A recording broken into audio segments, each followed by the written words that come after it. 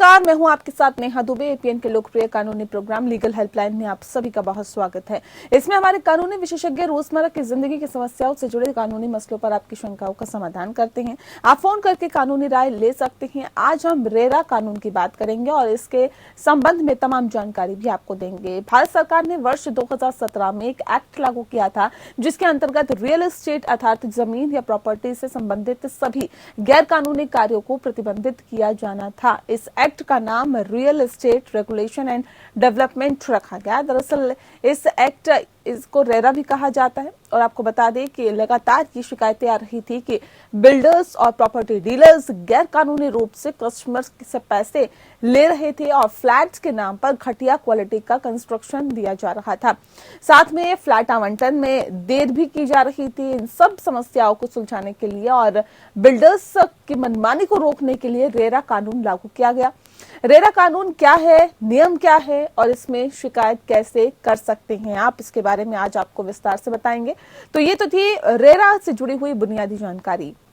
ज्यादा जानकारी और सलाह देने के लिए आज हमारे साथ कानूनी विशेषज्ञ अनीश गुप्ता जी मौजूद है। अनीश जी, बहुत स्वागत है आपका। नमस्कार। अनीश जी आपको रेरा से जुड़ी हुई तमाम कायदे कानून के बारे में बताएंगे और आपको जानकारी देंगे। अगर आपका भी कोई सवाल है तो आप फोन कर सकते हैं और हमारी फोन लाइंस खुल चुकी हैं। नंबर्स आपको बता देते हैं। नंबर है 7065013841। दूसरा नंबर हमारा है 8377009636 जो टीवी स्क्रीन पर आपको दिखाई दे रहे हैं। रेरा से जुड़ी हुई कानूनी जानकारी लेने के लिए आप फोन कर सकते हैं और जानकारी ले सकते हैं। तो अनीश जी लगातार हमारे साथ जुड़े हुए हैं। अनीश जी, सबसे पहला सवाल मेरा आपसे यही है, रियल एस्टेट रेगुलेशन एक्ट यानी कि रेरा क्यों लाया गया और ये क्या है, सबसे पहले हमें ये बताइए। ऐसा है, जब रियल एस्टेट के सेक्टर में जी। एक बहुत बड़ा धांधली चल रही, कई बार होता था कि जो प्रमोटर्स होते थे, बिल्डर्स होते थे, वो एक साथ कई प्रोजेक्ट को करते थे और जो बायर्स हैं उनसे पैसे लेके एक प्रोजेक्ट का पैसा दूसरे प्रोजेक्ट में लगाना और अल्टीमेटली बाइफरकेट करते थे, तो जिससे लोगों के जो प्रोजेक्ट्स में डिले होता था कंप्लीशन में और लोगों को पोजीशन प्रॉपर्ली नहीं मिल पाता था, उन सारी चीजों को रेगुलेट करने के लिए ये रेरा कानून बनाया है 2016 में। ठीक है। रेरा के तहत ग्राहक कहां और कैसे शिकायत कर सकते हैं, क्योंकि लगातार इस तरह की शिकायत मिली थी कि जो प्रॉपर्टी डीलर्स हैं या फिर बिल्डर्स हैं वो लगातार घोटाले कर रहे हैं या फिर तय वक्त पर अपने जो प्रॉपर्टी है वो हैंडओवर नहीं कर रहे हैं। ऐसे में इसी खामियों और कमियों को दूर करने के लिए रेरा लाया गया, ये कानून लाया गया। लेकिन रेरा के तहत ग्राहक आखिर कहाँ जाए, कैसे शिकायत करें? हर स्टेट में, हर यूनियन टेरिटरी में अलग अलग रेरा अथॉरिटीज बनाई गई और जैसे उत्तर प्रदेश में कहें तो नोएडा में इसका रेरा अथॉरिटी का कार्यालय बनाया गया है, लखनऊ में है और इधर नोएडा में है। इसी तरह हर राज्य में अपने अपने रियल एस्टेट रेगुलेटरी अथॉरिटी की स्थापना की गई। तो वहां पर अपने जो कोई भी ग्रीवेंसेज है वहां पर अपनी ग्रीवेंसेज रेज कर सकते हैं। जी। रेगुलेटरी अथॉरिटी का क्या रोल रहता है, किस तरह से कार्य होता है? अगर पहले ग्राहक अगर जाता है किसी इस तरह के किसी भी अथॉरिटी में शिकायत करने के लिए रेरा के अंतर्गत, तो ऐसे में अब सवाल ये है कि उसे सबसे पहला कदम क्या उठाना होगा, क्या करना होगा, क्या प्रोसीजर रहता है, कितना वक्त लगता है इस प्रोसीजर में? सामान्यतया रेगुलेटरी अथॉरिटी, रेरा अथॉरिटी में जब भी हम कोई कंप्लेंट करते हैं, रेरा अथॉरिटी की ये ड्यूटी है कि विद इन 60 डेज उसको डिसाइड, ठीक है। अगर 60 डेज में किसी कारणवश डिसाइड नहीं हो पा रहा है तो उसके लिए रेरा अथॉरिटी को एक रीजन एक्सप्लेन करना पड़ता है कि भाई डिले क्यों हुआ है। नॉर्मली 60 डेज के अंदर उसको डिसाइड करना ही होता है। जी। क्या इस अथॉरिटी से कोई एप्लीकेशन मिलता है जिसको फिल करना पड़ता है ग्राहकों को? सबसे पहले जाके क्या स्टेप रहता है सर? ऐसा है, हर स्टेट में इसको रेगुलेट करने के लिए अलग अलग रूल्स बने हुए हैं, रेरा रूल्स बनाए हुए हैं और हर स्टेट के लिए अलग अलग रूल्स। तो स्टेट गवर्नमेंट ने अपने अपने तरीके से उसको रूल्स को बनाया हुआ है जो इस प्रोसीजर को रेगुलेट करते हैं। ज्यादातर प्रोसीजर ऑनलाइन कंप्लेंट का रखा गया है कि आप ऑनलाइन कंप्लेंट दाखिल करें और उसके बाद आपकी अगर जरूरत पड़ती है तो फिजिकल हियरिंग भी कर सकते हैं रेरा अथॉरिटी, और दोनों पक्षों को सुनने के बाद 60 दिन के अंदर उनको निर्णय देना होता है। ठीक है, 60 दिन का एक वक्त होता है, 60 दिन के भीतर कोई एक्शन लिया जाता है, लेकिन शिकायत करने पर रेरा क्या कार्रवाई कर सकती है, किस तरह की एक कार्रवाई होती है? अगर कोई ग्राहक जाता है अथॉरिटी में और शिकायत दर्ज कराता है कि जी मेरा जो मकान है, मेरा जो या फिर यूं कहे कि फ्लैट है, वो हैंडओवर नहीं दिया गया था वक्त पर, क्या कुछ कार्रवाई रेरा अथॉरिटी की तरफ से की जाती है? अगर तय वक्त पर उसको जैसे पोजीशन नहीं मिला है, इसके लिए आप जो रेरा अथॉरिटी है उस पर पेनल्टीज इम्पोज करती है, और जो पेनल्टीज की जो एक्सटेंट होता है कि भाई अगर जो टर्म्स एंड कंडीशंस थी जो रेरा रजिस्ट्रेशन की, उसके हिसाब से उसको तय समय पर फ्लैट का पोजीशन देना होता है। अगर नहीं दिया है तो that is the violation of the terms of the application. उसके लिए रेरा अथॉरिटी जो प्रमोटर्स है उस पर पेनल्टी लगा सकती है, और जो penalty that can be extended up to the estimated cost of the project, 5% of the estimated cost of the project. जी, ठीक है। आपसे ये भी जानना चाहेंगे कि यदि रेरा में शिकायत करने पर रेरा से मदद नहीं मिल रही होती है तो आखिर क्या करें? रेरा नॉर्मली तो एप्लीकेशन डिसाइड करती है, और डिसाइड होने के बाद वो तो ये तो हमारे फेवर में करेगी या हमारे अगेंस्ट में करेगी, उसके ऊपर एक अपीलेट अथॉरिटी का कंस्ट्रक्शन वो एस्टेब्लिश किया गया है। रेरा की से अगर कोई ग्रीवेंसेज है तो within 3 days can appeal. जी, अगर रेरा से शिकायत करने पर भी अगर आपकी जो समस्या है वो समाधान नहीं हो रहा है अथॉरिटी में जाने के बावजूद भी, तो भी आप आगे की कार्रवाई कर सकते हैं। दरअसल फ्लैट या फिर संपत्ति की बुकिंग की राशि के बारे में जो नियम है अनिश जी, उसके बारे में बताएं। नियम है कि रेरा अधिनियम आने से 10% से अधिक भुगतान के लिए डेवलपर्स को अब समझौता करना पड़ेगा।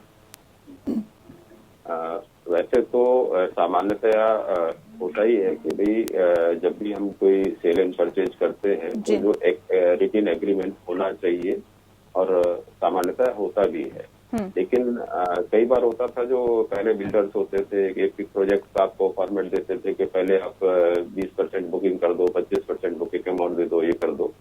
तो अभी जिस रेरा कानून के तहत आप 10% से अधिक का कोई भी अमाउंट अगर लेते हैं बिना रिटन एग्रीमेंट साइन किए हुए नहीं ले सकते। जी, और क्या कुछ इसके अंदर प्रावधान रहते हैं रेरा के अंतर्गत? रेरा के अंतर्गत ये है कि भाई बिल्डर अपना जो सारे प्रोजेक्ट्स को जो भी प्रोजेक्ट हैं जो 500 स्क्वायर मीटर से ऊपर के प्रोजेक्ट हैं और जिसमें 8 से अधिक अपार्टमेंट या यूनिट्स बन रही हैं, ऐसे सभी प्रोजेक्ट्स को रेरा के अंदर रजिस्ट्रेशन जरूरी है। और उसके बाद रेरा में एक कंपलसरी ये है कि जो भी रेरा इस प्रोजेक्ट के लिए जो अमाउंट जैसे बायर देता है या अलॉटीज देते हैं, तो उसके लिए उनको एक सेपरेट अकाउंट मेंटेन करना होता है। इसमें है कि 70% of the amount paid by the buyers that has to be kept in the separate account, and that can be used only for the purpose of construction of that project and the cost of the land. For any other purpose that for any other land or any other project that amount cannot be used. So that is why this the amount paid by the buyer is secured to the extent of 70%. ठीक है, ठीक है अनिश जी, project के वितरण में देरी पर मुआवजे का प्रावधान है, किस दर से ये मुआवजा तय होता है?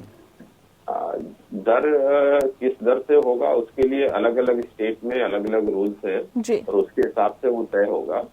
वो हर स्टेट के पर्टिकुलर रूल्स के हिसाब से तय होता है। लेकिन जो उसकी एक्सटेंशन की जो सीमा है कि भाई आपने अगर पोजीशन नहीं दिया है तो किस एक्सटेंट तक टोटल अमाउंट ऑफ पेनल्टी और कंपनसेशन हो सकता है, that is up to 5% of the total estimated cost of the project. ठीक है अनिश जी, क्या बिल्डर को ब्याज भी देना पड़ सकता है और किन हालातों में मुआवजा मिलता है ये भी बता दीजिए। ब्याज जो बिल्डर और अलॉटी, अगर अलॉटी भी डिफॉल्ट करता है तो उसको भी ब्याज देना होता है, और बिल्डर की तरफ से कोई डिफॉल्ट होती है तो उसको भी ब्याज देना होगा। और दोनों में ब्याज की दर सेम रहेगी, ऐसा कानून कहता है। और ब्याज की दर क्या एक्चुअल क्या होगी वो जो स्टेट अथॉरिटीज है वो अपने रूल्स में तय करेगी। जी, मुआवजा नहीं मिलने पर बिल्डर पर क्या कार्रवाई हो सकती है?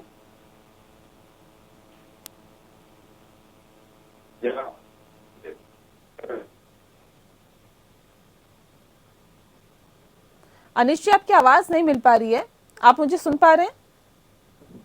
हेलो जी, अनिश जी, जी, अब सवाल ये है कि अगर मैं सुन नहीं पा रहा हूँ जी। जी, चलिए एक बार फिर से आपसे कनेक्ट करने की कोशिश करते हैं अनिश जी, और बहुत सारे सवाल है जिसका जवाब मुझे लगता है कि दर्शक भी जानना चाहते होंगे। अनिश जी, मैं आपसे समझना चाहूंगी कि अगर हम, क्योंकि बात यहाँ पर रेरा कानून की कर रहे हैं, इसके अंदर अगर बिल्डर जो है वो मुआवजा नहीं देता, या फिर यूं कहें कि जिस तरह से लगातार इस बात को कहा जाता है कि गुणवत्ता पर सवाल उठते हैं, और ये कहा जाता है कि बहुत बेहतर तरीके से जो बिल्डिंग है उसका निर्माण नहीं किया जाता, मुआवजा नहीं मिलने पर बिल्डर के खिलाफ किस तरह की कार्रवाई हो सकती है? अनिश जी, देखिए, दोनों केसेस में मुआवजा नहीं मिलने पर, और दूसरा ये होता है कि भाई हमने जो क्वालिटी हमने एक्सपेक्ट की थी और उसके हिसाब से कंस्ट्रक्शन नहीं हुआ। पहले मुआवजा नहीं मिलने पर आप बता दीजिए, उसके बाद फिर खराब क्वालिटी पे आते हैं। मुआवजा नहीं मिलने पर जो रेगुलेटरी अथॉरिटी है वो उनको अपना एलओसी को कंपनसेशन देने के लिए डायरेक्शन दे सकती है। अगर वो डायरेक्शन कंप्लाई नहीं होता है तो उसके लिए भी उसमें फर्दर पेनल्टीज का प्रोविजन है कि ईच डे का जो डिफॉल्ट है उसके हिसाब से उसको पेनल्टी देनी पड़ती है। ठीक है ना? ठीक। और इसी तरह से अगर हम अपीलेट अथॉरिटी जाते हैं, अपीलेट अथॉरिटी का अगर कंप्लाई ऑर्डर्स को कंप्लाई नहीं कर रहा है बिल्डर, तो उसमें 10% of the estimated cost of the project वहाँ उस तक की लायबिलिटी उसकी हो सकती है। ठीक है। अनिश जी, रेरा अधिनियम के तहत बिल्डिंग में किसी भी तरह की खराबी के लिए 5 साल की वारंटी के तहत उसमें सुधार कराने की जिम्मेदारी बिल्डर की होगी या फिर किसी और की? बिल्डर की जिम्मेदारी होती है। अगर वो पूरा नहीं करता है तो उसको कंपनसेट करना पड़ेगा। ठीक है। गुणवत्ता कैसे तय की जाती है? क्या इसका पैमाना होता है? क्या इसका खाका होता है अनिश जी? गुणवत्ता तय करने के लिए जो रेगुलेशंस हैं, जो हर स्टेट के अपने रेगुलेशंस हैं, मानक हैं, वो स्टैंडर्ड के हिसाब से बिल्डिंग को तैयार होना चाहिए, और स्टेट रूल्स में ऐसा जो प्रोविजन है उसके हिसाब से करना पड़ता है। जी, ठीक है। परियोजना के पंजीकरण के संबंध में क्या नियम कानून है? कोई भी प्रोजेक्ट है उसके लिए बताया, मैंने पहले ही बताया कि जो 500 स्क्वायर मीटर से अधिक या 8 अपार्टमेंट यूनिट से अधिक का कोई भी प्रोजेक्ट जो बिल्डिंग प्रोजेक्ट है, दैट में बी कॉमर्शियल और दैट में बी रेजिडेंशियल प्रोजेक्ट या मिक्स्ड प्रोजेक्ट होगा, जो भी प्रोजेक्ट है उसको रेरा अथॉरिटी के अंतर्गत रजिस्ट्रेशन मैंडेटरी है। अगर बिना रजिस्ट्रेशन के कोई भी बिल्डर या प्रमोटर इसको बेचता है तो उसके लिए पेनल प्रोविजन है, उसको पेनल्टी देनी पड़ती है। जी, ये भी बताइए कि फ्लैट खरीदार को इससे कैसे फायदा होगा? जो पंजीकरण कराना होता है उससे कैसे फायदा होगा? किसके फेवर में है? क्यों कराया जाए? क्या इससे फायदा होता है? नहीं, इससे ये फायदा होता है कि एक तो जैसे इस प्रोजेक्ट इस कानून के तहत एक बार अगर ये प्रोजेक्ट रेरा अथॉरिटी में रजिस्टर होता है तो उसके पूरा time schedule everything is certain, उसके हिसाब से ही उसको काम करना होता है। अगर वो बिल्डर उसके हिसाब से काम नहीं करता है तो वो violation of the registration, terms of registration माना जाता है, और उसके लिए बिल्डर को पेनल्टी देनी पड़ती है। तो builder also tries to complete it. दूसरा ये कि जो अमाउंट हम बिल्डर जो पे करता है, जो बायर पे कर रहा होता है, वो एश्योर्ड होता है कि वो प्रोजेक्ट हमारा जो अमाउंट हम पे कर रहे हैं वो हमारे प्रोजेक्ट में ही यूज होगा, वो कहीं और यूज नहीं हो सकता है। इससे पहले क्या होता था कि जो बिल्डर्स थे वो एक प्रोजेक्ट के लिए पैसा लेते थे, उनके पास पैसा आ गया तो उन्होंने दूसरी जमीन खरीदी। तो अब ऐसा नहीं हो सकता। आपने जिस प्रोजेक्ट के लिए पैसा कलेक्ट किया है उस प्रोजेक्ट का आपको सेपरेट अकाउंट मेंटेन करके उसको रखना होता है और उसको उसी प्रोजेक्ट के लैंड की कॉस्ट के लिए और कंस्ट्रक्शन कॉस्ट के लिए ही यूज कर सकते हैं। आप किसी और जगह उसको यूज नहीं कर सकते हैं। उसका क्वार्टरली आपको ऑडिट होता है, वो ऑडिट करके उसको मेंटेन किया जाता है। अगर कहीं पर भी डिफॉल्ट पाया जाता है कि आप किसी और जगह बाइफरकेट कर रहे हो उस पैसे को, तो उसके लिए फाइनल प्रोविजन। ये तो हुई ग्राहकों की बात, लेकिन अब बिल्डर की भी बात करेंगे सर। क्या रेरा में बिल्डर्स के लिए भी अधिकार है क्या, और अगर है तो क्या? बिल्डर्स को ये भी है कि अगर बायर्स है, दे आर ऑल्सो इंश्योर्ड कि अगर कोई डिफॉल्ट होता है on the part of the buyer, तो उनके लिए तो वो पैनल इंटरेस्ट के प्रोविजन हैं, तो पैनल प्रोविजन है, उनको विद इन टाइम फ्रेम आपको पेमेंट शेड्यूल करना है। वो एश्योरेंस रहता है कि मैंने रेरा से रजिस्टर्ड है तो मुझे बिना किसी बात के जो बायर है वो अपना पेमेंट देने में आनाकानी नहीं करेगा। उसके लिए अलग से उसको रिकवरी प्रोसीजर नहीं करनी पड़ेगी। RERA authority will deal with it. और कहीं पर भी रेरा अथॉरिटी में अगर कंप्लेंट कोई डिफॉल्ट करता है तो उसके लिए वहां पर कंप्लेंट करके और उसको डायरेक्शन हो जाता है, उसको पेमेंट करना होता है। और जो उसकी total cost of the flat है या यूनिट है उसके हिसाब से उसको पेनल्टी देनी पड़ सकती है। क्या बिल्डर भी शिकायत ग्राहकों की कर सकता है, और कब और कैसे कर सकता है? क्या कंडीशंस रहती है उसके लिए? अगर जैसे जो ग्राहक है वो डिफॉल्ट करता है पेमेंट, तो बिल्डर बिकॉज बिल्डिंग उसको टाइम शेड्यूल के हिसाब से बिल्डिंग को कंस्ट्रक्ट करना है।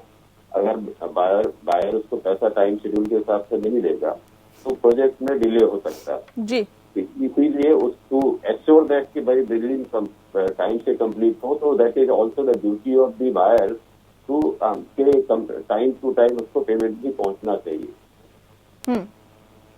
बिल्कुल। अगर टाइमली पेमेंट नहीं जा रही है तो बिल्डर भी ग्राहक की शिकायत कर सकता है, और ऐसे में वो भी कहीं ना कहीं अपने लिए, अपने हक के लिए आवाज उठा सकता है। बहरहाल अनिश जी, नए रियल एस्टेट नियामक प्राधिकरण अधिनियम के नियमों के तहत प्रमोटर कौन होता है?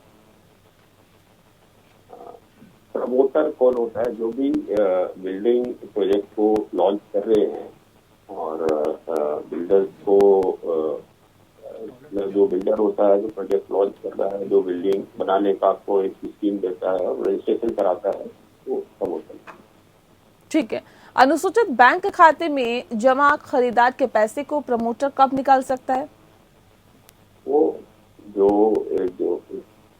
सिर्फ उसकी लेकर है to pay the construction of the land cost and for the purpose of the construction of the building। जी, ठीक है ना? वो क्वार्टरली बेसिस पे उसको निकालते हैं और उसको यूज करते हैं और उसका अकाउंटेबिलिटी होता है और उसको ऑडिट होता है प्रॉपर्ली। ठीक है। चलिए, इस बीच हमारे साथ एक दर्शक फोन लाइन पे जुड़ गए हैं। चमन लाल जी हैं, हरियाणा के जींद से हमारे साथ फोन लाइन पे जुड़े हुए हैं। चमन लाल जी, बहुत स्वागत है आपका, अपना सवाल पूछिए। हाँ, मेरा सवाल ये है। जी, हेलो सर, सुन पा रहे हैं, अपना सवाल पूछिए। मेरा सवाल ये है कि सन 14 से पहले जो प्रोजेक्ट चालू हुए हैं उनको रेरा की मंजूरी लेनी है या नहीं? ठीक है। सन 2014 से पहले जो प्रोजेक्ट चालू हुए हैं उनको रेरा की मंजूरी लेनी है या नहीं? उनको भी मंजूरी लेनी है। 1 साल तक का उनको टाइम दिया गया था रेरा एप्लीकेबल होने से। 1 साल तक का उनको टाइम था, उनको प्रोजेक्ट रजिस्ट्रेशन कराना मैंडेटरी। जी, बिल्कुल। तो जो प्रोजेक्ट 2014 से पहले शुरू हुए हैं उनको भी रेरा की अनुमति लेनी होगी, मंजूरी लेनी होगी, तभी वो इस काम को आगे और बढ़ा सकते हैं। और रेरा के अंतर्गत ही तमाम और प्रोजेक्ट भी अब कार्य कर रहे हैं, लिहाजा रेरा मंजूरी लेनी बहुत ज्यादा जरूरी है। बहरहाल, बहुत शुक्रिया चमन जी आपका, आप हमारे साथ फोन लाइन पे जुड़े, आपने अपना सवाल पूछा और उम्मीद करते हैं आपको अपने जवाब भी मिल गया होगा। अनिश जी लगातार हमारे साथ जुड़ा हुआ। अनिश जी, बीमा के संबंध में प्रमोटर क्या करने के लिए बाध्य है?